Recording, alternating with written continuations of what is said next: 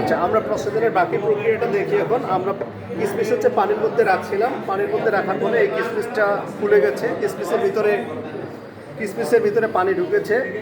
আমরা একটা কিসমিস তুলি, কতক্ষণ রেখেছেন? এখানে আমরা প্রায় 20 মিনিট রেখেছি। কিসমিসটা তুলে আমি এখানে রাখলাম, রাখার পরে আমরা এখানে দেখতেছি যে কিসমিসটা আমরা রাখি নাই সেই কিসমিসটা এখনো চুপসে আছে, সেই কিসমিসটা ছোট আছে, এই যে এই কিসমিসটা। আর যে কিসমিসটা পানির ভিতরে রাখছিলাম সেই কিসমিসটা পানি অ্যাকসেপ্ট করে কিসমিসটা ফুলে উঠেছে। এটা হচ্ছে আমাদের অসমোসিস প্রক্রিয়ার পরীক্ষণ দেখলাম আমরা সচক্ষে। এটার বাস্তবে প্রয়োগটা কোথায়? এটার বাস্তব প্রয়োগ তো অনেক আছে। এটা আমরা স্যার পানি বিশুদ্ধকরণ করতে পারি, পানি থেকে আমরা সল্টটা আউট করে দিতে পারি, ওটা হচ্ছে রিভার্স অসমোসিস প্রক্রিয়াতেও যাইতে পারি আমরা। আর স্যার অসমোসিস প্রক্রিয়ায় অনেক প্রসেসে আমরা এখানে যাইতে পারি, ফার্মাসিউটিক্যাল ইউজেও আমরা এই অসমোসিস প্রক্রিয়া ব্যবহার করতে পারি। হ্যাঁ, আপনাদের গ্রুপে কি করেছেন একটু? একটা পানি নিয়েছি, দুইটা সংখ্যা হচ্ছে যে দুইটা ভিন্ন ঘনত্বের দ্রবণ যদি অর্ধবৃত্ত পর্দা দ্বারা পৃথক রাখা হয় তাহলে কম ঘনত্বের দ্রবণ থেকে দ্রাবক বেশি ঘনত্বের দ্রবণের দিকে যাবে। এটা হচ্ছে অবিশ্রবণ প্রক্রিয়া। কী করেছেন আপনারা? আমরা প্রথমে পানি নিছি, পানির মধ্যে আমরা কিসমিসটা রেখে দিলাম। কিসমিসের পর্দা হচ্ছে সেলুলোজ নির্মিত অর্ধবৃত্ত। এই পানির দ্রবণ থেকে দ্রাবক পানির অণু অর্থাৎ দ্রাবক কিসমিসের মধ্যে ঢুকে গেছে, এতে কিসমিস ফুলে উঠছে। ওকে, ধন্যবাদ। হ্যাঁ, এই গ্রুপে আপনারা কী করেছেন?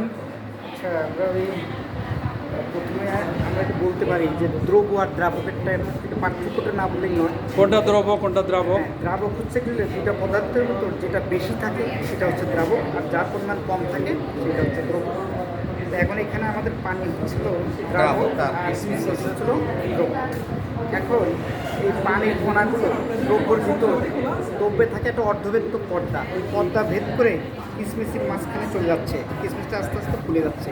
এই প্রক্রিয়াটার নাম হচ্ছে অবশ্যই এমনি বাস্তব প্রয়োগ বা কী লাভ, কোথায় কি ব্যবহার করা যায়, যেমন বৈজ্ঞানিক ব্যবহার বা যেমন দৈনন্দিন ইউজ। চিয়া আছেন, আমরা চিয়া ভিজিয়ে খাই, হ্যাঁ। তো চিয়াটা আস্তে আস্তে পানি দিলে ফুলে যাচ্ছে, এটা বাস্তব। আচ্ছা, আরেকটা আছে কিছু কিছু বল আছে, বাবেল বলগুলো আছে, ছোট্ট দেখা যায়, এটা পানির ভিতর ছিটে দিলে অনেক বড় বড় বল হয়ে যায়, বাচ্চারা খেতে যায়। এটা বাস্তব। আমার ঘোষের হাতে মিষ্টি তৈরি করে স্যার, এটা অবিশ্রবণ প্রক্রিয়া, কিন্তু সেটা বড় হয়। আচ্ছা, ওকে। হ্যাঁ, আপনাদের গ্রুপে কি করেছেন আপনারা বলেন? স্যার, আমরা অবিশ্রবণ প্রক্রিয়া করতেছিলাম, যা আমাদের অষ্টম শ্রেণী বইয়ে 27 নম্বর পেজে আছে। অবিশ্রবণ মূলত হচ্ছে কম ঘনত্ব থেকে বেশি ঘনত্বের দিকে বৈষম্যভেদ্য পর্দার মাধ্যমে দ্রাবক মানে পানি জাতীয় বস্তু গমন করা। এখানে আমরা পানি নিলাম যার ঘনত্ব একেবারেই কম, অপরদিকে আমাদের শুকনো কিসমিস ছিল। এই শুকনো কিসমিসটা কিন্তু ঘনত্ব অনেক বেশি ছিল, আর এটা পানিতে দেওয়ার কারণে কিসমিসের উপরে যে একটা আবরণ আছে সে শুধু কিসমিস থেকে কোনো চিনি আমাদের বাইরে বের করতেছে না, কিন্তু আমাদের বাইরের পানি ঠিকই কিসমিসের ভিতরে যাচ্ছে। এর ফলে আমরা কিসমিসগুলো কিছুক্ষণ পরে দেখতে পাবো যে ফুলে টসটসে হয়ে যাবে। এখান থেকে আমরা সিদ্ধান্ত নিলাম যে অবিশ্রবণ প্রক্রিয়ায় কিসমিস থেকে কোনো কেমিক্যাল পানিতে আসলো না, কিন্তু পানি সেই কিসমিসের ভিতরে প্রবেশ করবে। এমনি আর কোনো বক্তব্য আছে এখানে? এখানে স্যার যে পদ্মার কথা বলা হয়েছে, পদ্মা হচ্ছে 3 প্রকার। একটা হচ্ছে অভেদ্য পদ্মা, একটা ভেদ্য পদ্মা, একটা হচ্ছে অর্ধভেদ্য পদ্মা। তা কিসমিসের যে এখানে চামড়া যেটা, এটা হচ্ছে ভেদ্য পদ্মা হিসেবে এখানে কাজ করেছে। ধন্যবাদ। হ্যাঁ, আপনাদের গ্রুপে আপনারা কি করেছেন?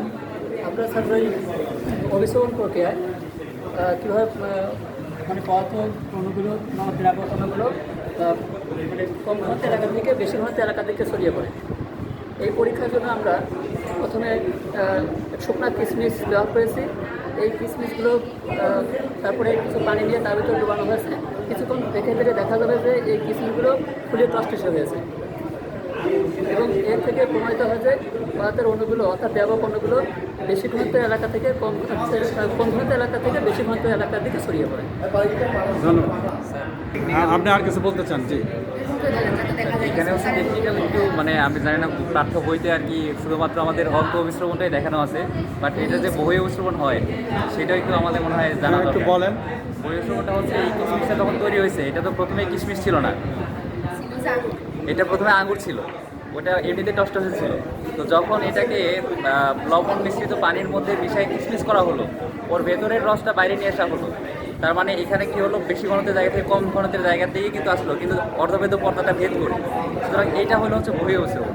তো বহিঃ শ্রবণ এবং অন্তঃশ্রবণ যদি একসাথে পড়ানো যেত কম্বাইন করে, তাহলে সবচাইতে বেটার হতো। এইটা কি আছে, এইটা এইভাবে ক্লাসে এইটা নাই, উপরের ক্লাসে আছে। ওকে, ধন্যবাদ।